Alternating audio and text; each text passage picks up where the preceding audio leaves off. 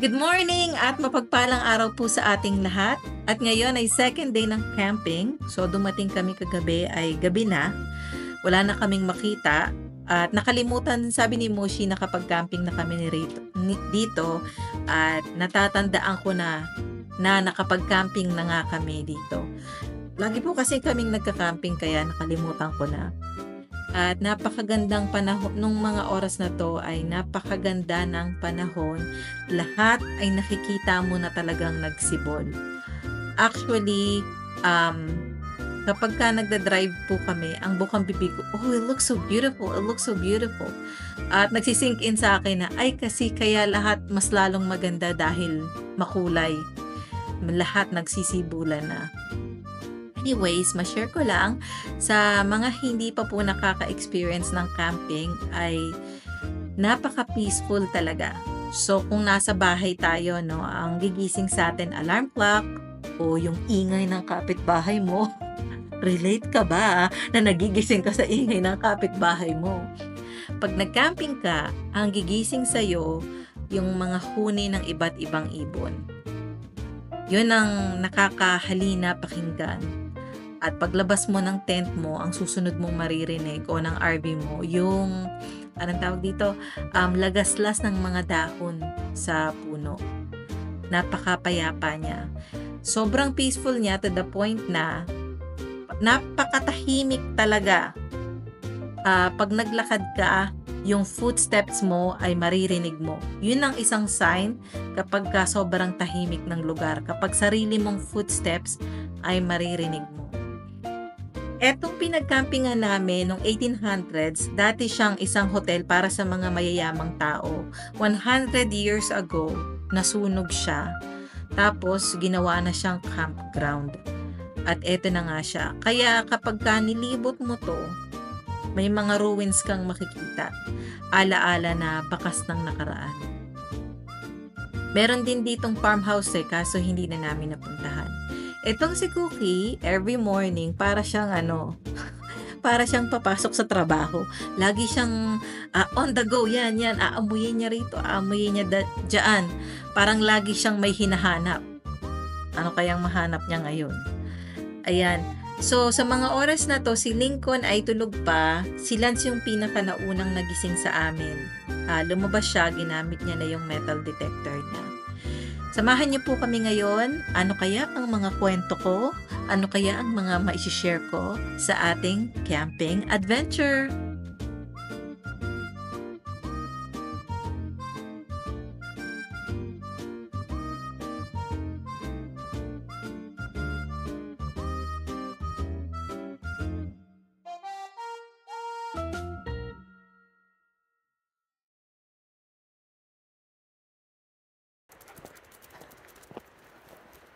I have very little memory about this place because we've been to so many campgrounds last year. Last year was... I don't think we came here last year. We came here 2 years ago. Right? Yeah? Yeah, I think it was something like that. No, it was the year wherein we did so many camping. It's the year wherein we also went to US. I'll have to look it up. And this is the blackberries or brambles.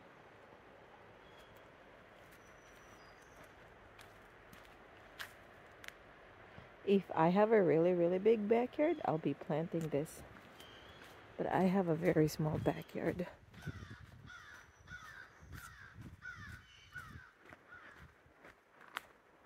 See? Spring is really here.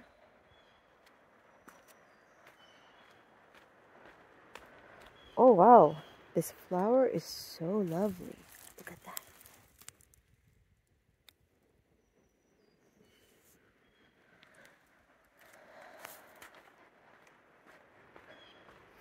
It's a very, very peaceful.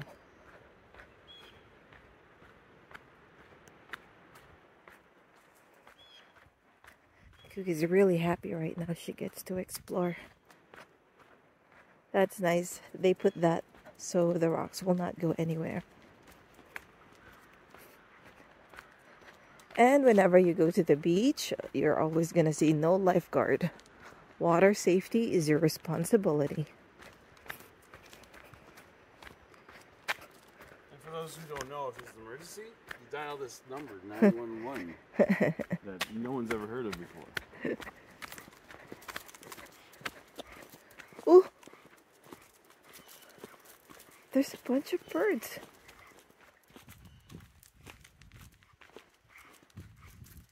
Wow.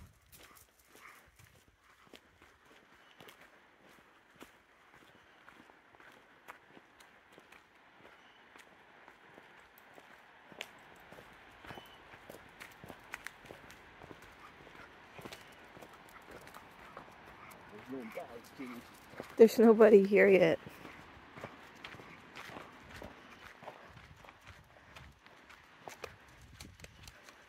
Oh, I remember this now. The dog area is all the way there. Look at the clouds, it's so pretty. But there's nobody here. I want to go this way. Yeah. So pretty. Look at the clouds. Wow.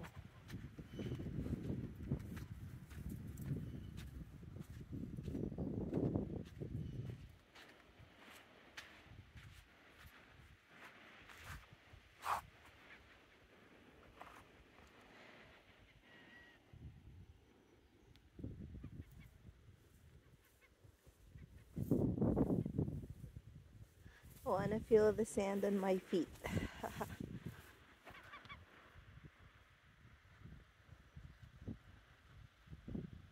You obviously use machines to move sand around, eh? Yeah. Ma-share ko lang, dito ko lang sa Canada naranasan na pag nagpunta ka sa beach, ikaw lang talaga yung tao. Na damang-dama mo yung katahimikan. Walang mga paninda o walang store. Talagang ikaw lang at yung nature. Yun lang. Isa ko pang gusto dito pag nagpupunta, maliban sa katahimikan, ay si Cookie, malaya siyang nakakatakbo. I mean, may leash pa rin siya, pero malaya yung tuloy-tuloy yung malalakaran niya. At tayo'y magbalik tanaw ngayon. Habang ini-edit ko to at pinapanood, kung babalik ka ng aking buhay 11 years ago, hindi ko maiisip na magiging ganito, na kami ni Mushi ay maglalakad na kami lang dalawa. Ganito po kasi ang buhay namin. So, nung naging mag-asawa kami, hindi kami agad nag-anak. Nagdaro yun ng ilang taon. At pagkatapos noon, binayayaan kami ng 2 kambal. Tenenenet, tenet. Kambal agad, diba? Kambal agad ang anak. Imagine niyo yung isa lang na baby ay ma-overwhelm ka na. 2 agad ang pinagkaloob sa'yo. Napakalaking biyaya, diba? At kami lang talaga kasi nung baby pa yung mga anak ko, wala dito yung parents ko, wala dito yung ate ko, at yung parents naman ng asawa ko ay matanda na rin sila. So, kami lang talaga ng asawa ko. Hirap na hirap ako noon. Hindi ko inakala na dadating kami sa ganitong point. Hindi ko to talaga nakita. Etong sitwasyon na lalabas kami lang 2, hindi ko siya nakitang darating. Kasi matindi talaga yung hirap na dinanas ko noon. Siguro sa mga parents dyan ay relate talaga na napakahirap magpalaki ng anak. Lalo na 2 agad. Nandiyan yung 24 hours, gising ka, literal. Kasawa kami ni Colin na hindi pa kami nagkakaroon ng anak. Ang dami naming free time. Sobrang daming free time. Na pag nagpupunta kami sa bahay ng friendship namin na wala ring anak, tinatanong ako ng nanay, aren't you gonna go home? It's pretty late. Ganon. Kasi wala naman kaming gagawin pag uwi namin ng bahay. Pero nang nagbuntis ako at lumabas na nga sa mundong ito si Lance at si Lincoln, naging sobrang challenging talaga. Napakahirap niya emotionally, physically, mentally, lahat-lahat. Hanggang sa naging toddler sila, hirap na hirap pa rin ako. Marami pa ring mga challenges na hinaharap. Pero through time, gumaganda ng gumaganda yung sitwasyon. 'Di ba? Ganun naman talaga sa buhay. Nabanggit ko nga doon sa camping namin, March camping na impermanence. Everything is changing inside and out. Bakit ko ba laging sinasabi tong impermanence na to? Kasi ganun naman talaga, lahat tayo bilang tao, marami tayong mga pagsubok na dinadaanan sa buhay. Iba-iba tayo ng problema. Maaring yung problema ko, wala lang sa iba. Yung problema ng iba, wala lang sa akin. Yung iba, ang problema ay pera, pero walang problema sa kalusugan. Yung iba, ang problema ay kalusugan, pero walang problema sa pera. Yung iba naman, hindi nila problema ang kalusugan at pera, pero may problema sila sa kanilang pamilya. Diba, ganun lang. Maniwala tayo na mag-iiba at mag-iiba ang sitwasyon natin. Hindi habang buhay nasa ganong sitwasyon tayo. Aangat at aangat din tayo. Gaganda at gaganda rin ang ating sitwasyon. Siyempre, kailangan din nating manalig at magtiwala, di ba? Ganon naman. So, na-share ko lang ang mga bagay-bagay sa buhay. Hindi ko na sana to i-voice over kasi napakagandang pakinggan ng alon. Ang kaso, napakamahangin, sobrang mahangin talaga nung mga oras na to. Kaya kung sino man ang makikinig, pag hindi ko to binoise over at kung sino man ang makikinig, ay wasak na! Wasak na ang tenga nyo pagkatapos. Diba?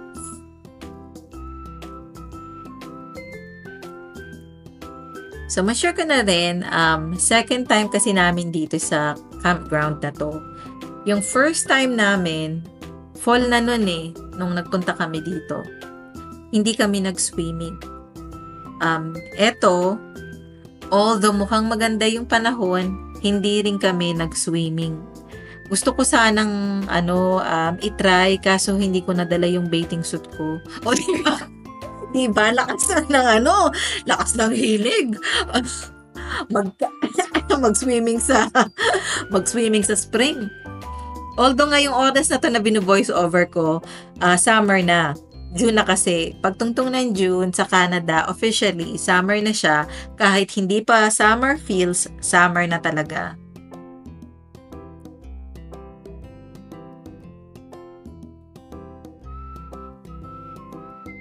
Etong dagat na nakikita nyo, Lake Huron to, hindi dagat, Great Lake. Napakahaba niya na actually nagkukonekta siya sa US. Nung bago lang ako sa Canada, akala ko noon ang pinakamalaking bahagi ng tubig ay dagat. Kasi diba iba-iba ang bahagi ng tubig, may ilog, may sapa, may lawa. Akala ko dagat na ang pinakamalaki. Ang Great Lake pala ay napakalaki rin. Sobrang laki nito kasi pag pinuntahan mo yung iba pang campground na napakalayo rito. Hala, si Cookie nang isay na. Akala ni Cookie snow.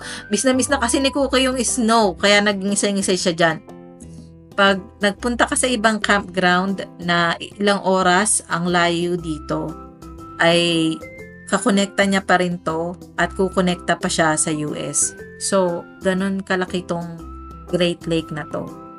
At ma-share ko na rin, ang Great Lake ay hindi siya maalat.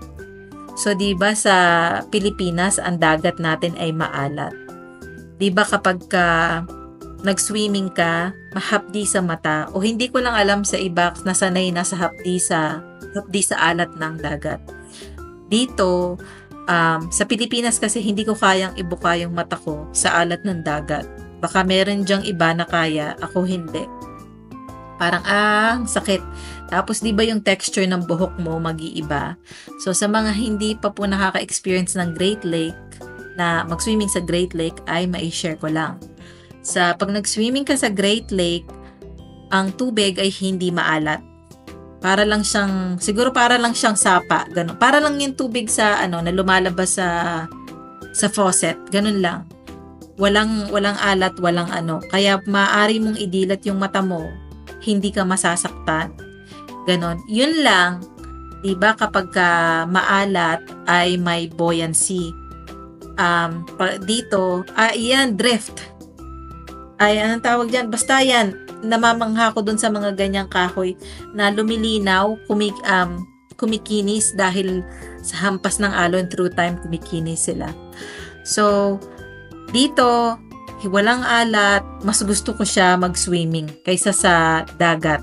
Mas ma-enjoy ko siya. Tapos yung texture ng buhok, hindi siya, kasi pag nag-swimming ka sa dagat, naalala ko may naiiwang texture sa buhok mo. Tapos parang pagka mainit, lalong mahapdi sa balat. Siguro dahil nag-evaporate yung alat, hindi ko alam.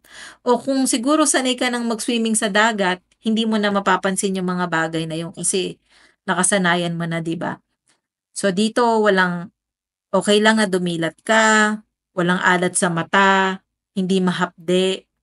Yun yung mga bagay na gusto ko dito.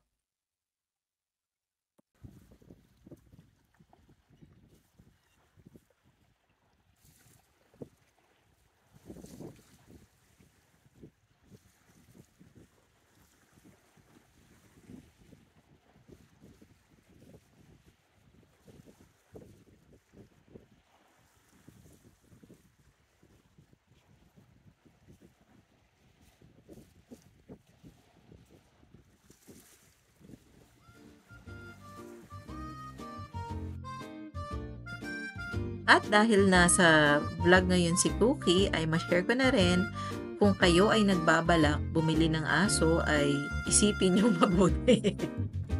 Pag-isipan nyo, hindi lang isang beses, ang maraming beses.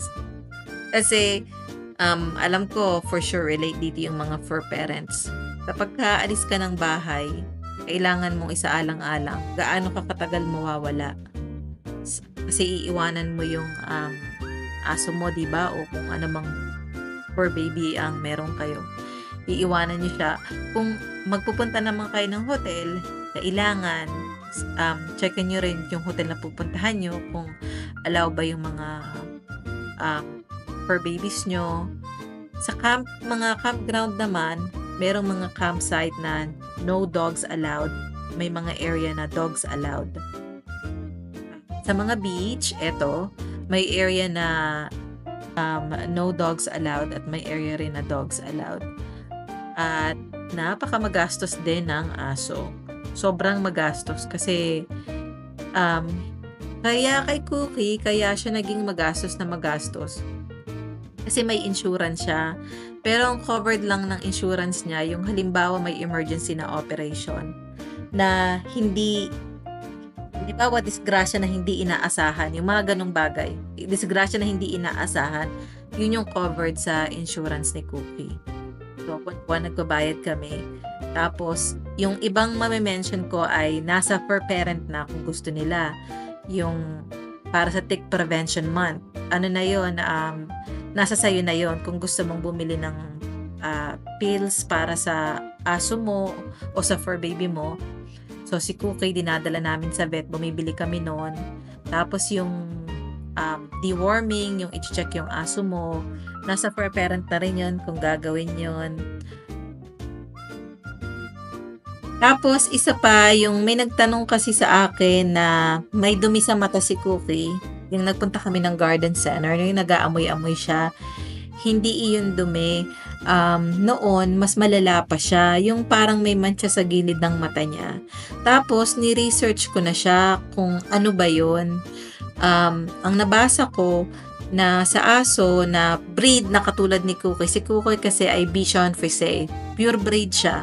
At typical lang sa kanila yung magkaroon ng mancha sa gilid ng mata. Tapos, para makasigurado kami, dinala ko siya sa vet. Ang sabi ng vet, ganon, natural lang, kung ano lang inabasa ko, ganon lang din yung sinabi ng vet. Kasi gusto kong malaman baka source siya ng allergic reaction, o kung habang nag-aamoy-amoy siya, baka nagkaroon ng ano yung mata niya, nang hindi natin alam. Yun, dinala ko siya sa vet. Yun yung mga bagay-bagay na hindi inaasahan na magkakaroon ka ng gastos sa aso mo.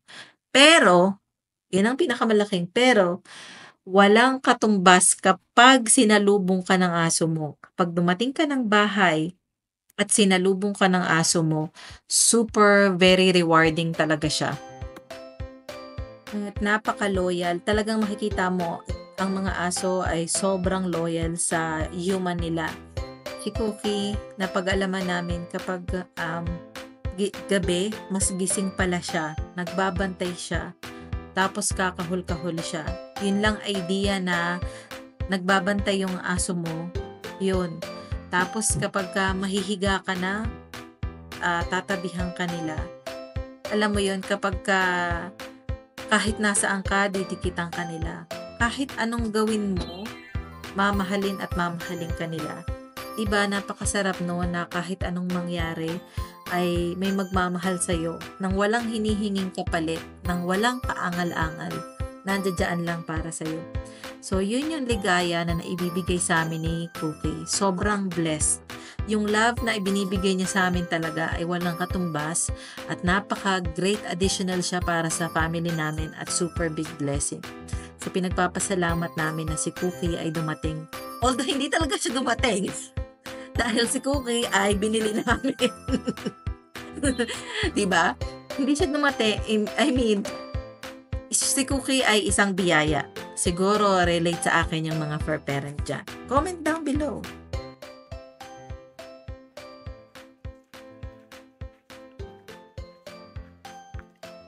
Oh, there's a path in here. Look. Wow. So pretty.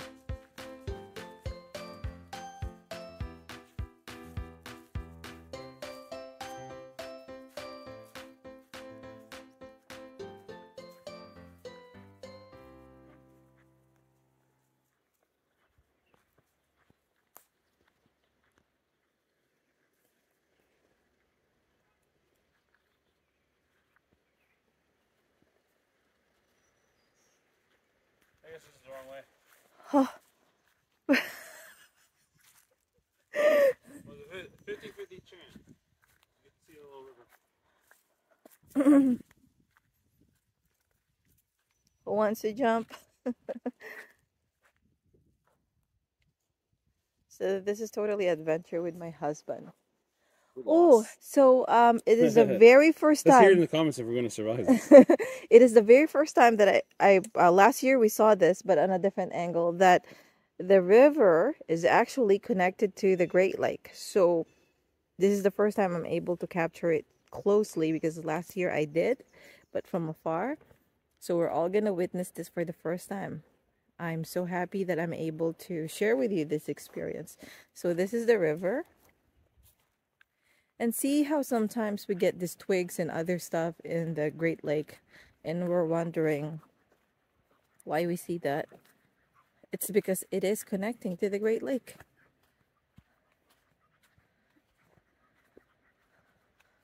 But not all the way. Barely. It does. See that? A little bit.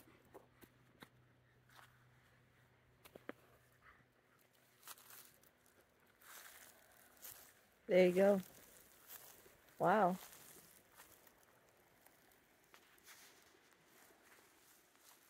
So this is a very, very happy experience for me that I just want to share everyone.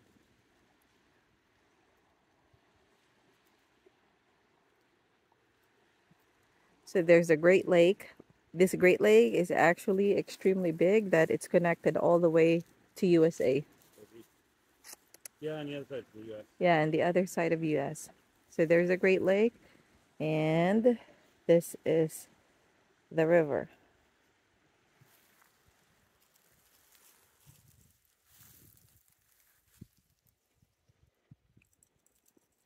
Yeah, let's double back and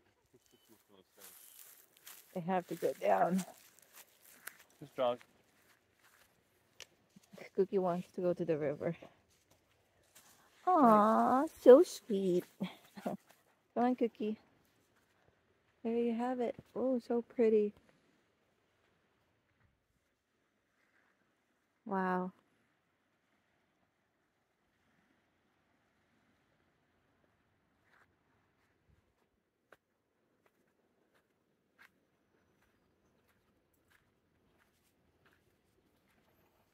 I'm always fascinated when I see this nature like this. Ito, people, it's so fascinating. Look at the roots of the trees.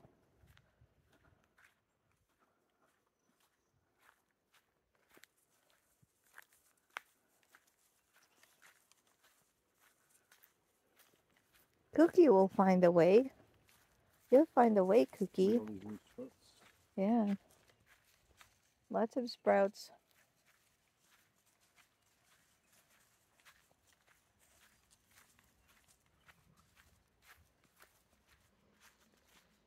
Look at the sky. So pretty.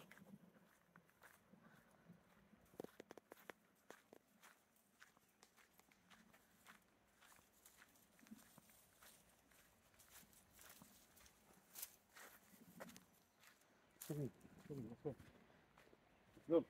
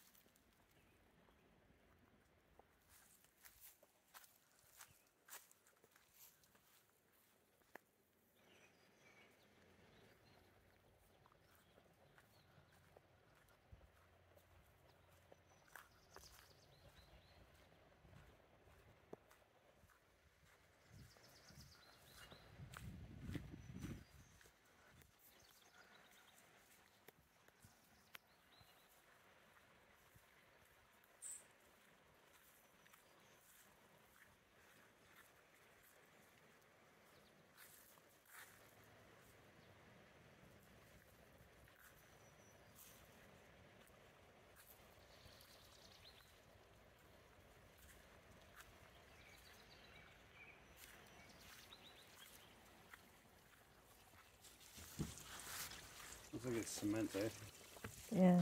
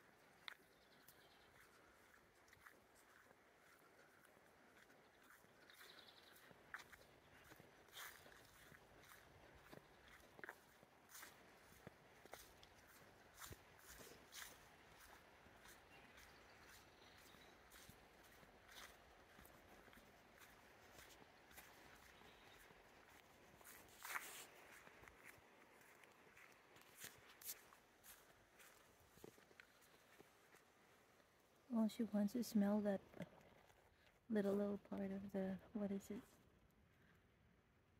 She wants to smell it. You're curious?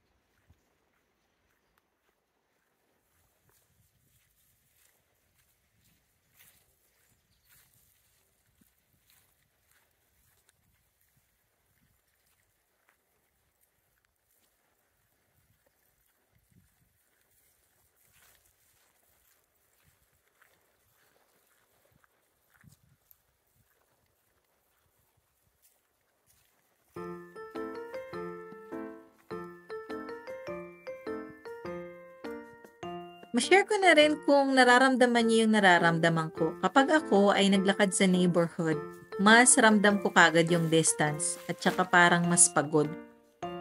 Pagka naman naglakad kami tulad ng ganito sa nature, sa beach, kahit gaano nakalayo, hindi mo agad-agad mararamdaman yung pagod. Kung i-rewind niyo yung vlog mula umpisa sa campsite namin, hanggang nagpunta kami sa campsite, ay nasa campsite, tapos sa beach, tapos dito sa path. Ang layo na talaga ng narating namin ni Mushi. Pero, Hindi ko lang alam kung anong meron na. Siguro dahil ang nature ay calming, tapos yung view parang endless siya. Hindi ko alam, parang mas malayo ang malalakad ko sa nature Yeah. kaysa sa isang neighborhood o sa city.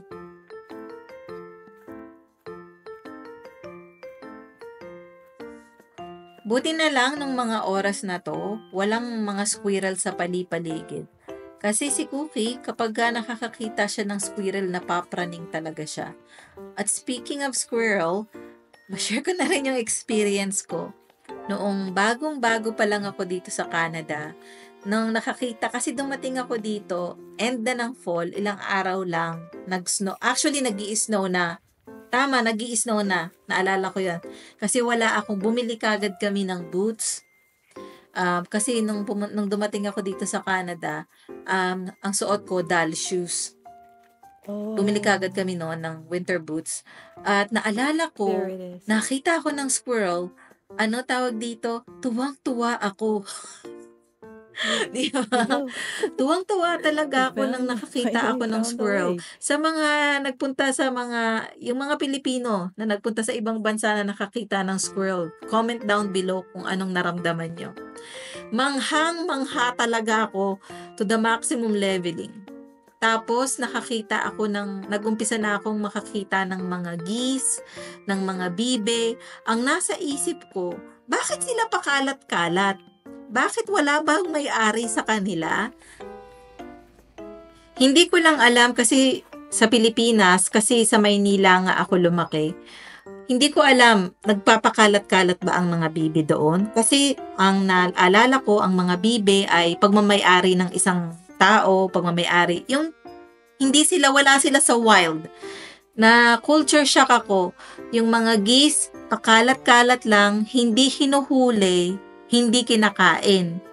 Yung mga bibe, ganun din. Hindi hinuhuli, hindi kinakain. Although, may mga areas na kung saan nag-hunting sila, specific area lang na mag-hunting sila ng duck.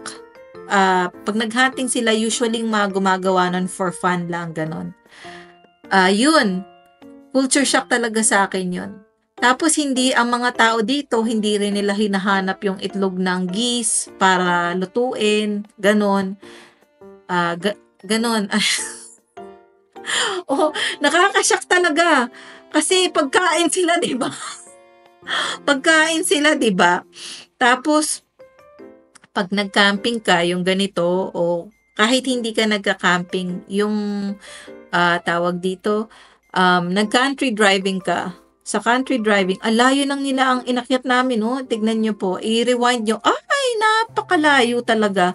Pagka nature talaga, ang layo ng malalakad mo, di mo mapapansin. Tapos pagka tawag dito, country driving, makakakita ka naman ng mga wild turkey. Ganon din, hindi rin sila kinakain, di sila hinuhuli. Although, yun nga na-mention ko, merong mga areas na kung saan, na-feature ko yun sa isa sa mga pinakauna kong vlog. Yung pinuntahan naming campground, meron dong hunting area. At hindi lang naman ako ang culture shock kasi nung lumipat kami rito ay ginagawa pa lang tong buong neighborhood na to. At may Facebook page. Tapos sa Facebook page, lang kami, parang ilang bahay pa lang kami dito talaga noon. Halos araw-araw talaga, maririnig mo na napakalapit lang yung sound ng pag-ungol ng mga fox. May naglagay sa Facebook page, hinuli nila yung bunny rabbit. Hinuli nila yung bunny rabbit, tas pinost nila kung sino ang may-ari noon. Ang mga bunny rabbit dito ay wild animal lang sila. Hindi sila, ewan ko kung may kumakain na, pero hindi sila hinuhuli. Pag nandito ka, lalo na sa spring, summer, makikita mo lang dito sa neighborhood. Actually, dito sa backyard namin, kasi malagi akong may tanim, lagi-lagi, nandiyan lang sila sa backyard namin.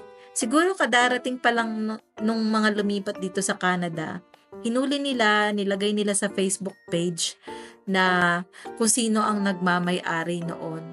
Tapos, meron ding naghuli, nilagay sa Facebook page, ano ba yung pusa na, ano ba yung, ano siya, wild siya na pusa. Nakalimutan ko na kung anong tawag sa kanila. 'Di ba? Ganun talaga eh. Pagka nanggaling ka sa ibang bansa, may mga bagay ka na hindi mo aakalain. So, yun ang mga aking mga culture shock, ang mga geese, ang mga duck. At hindi lang naman ako nag-iisa, 'di ba? Kung yung ibang tao nga eh akala nga nila yung bunny rabbit ay pet. Ang hindi nila alam, wild animal lang sila dito, 'di ba? Yung iba naman, ang akala nila, kasi may mga, hindi pala fox, coyote. Kasi may mga nagkakalat na ritong coyote. Kaya nagkakaroon dito ng coyote warning kasi yung iba, hindi aware. Ang akala lang nila, aso. Kaya dito sa area namin, may mga coyote sign na ganitong oras, mas makikita mo sila, may mga warning sign na.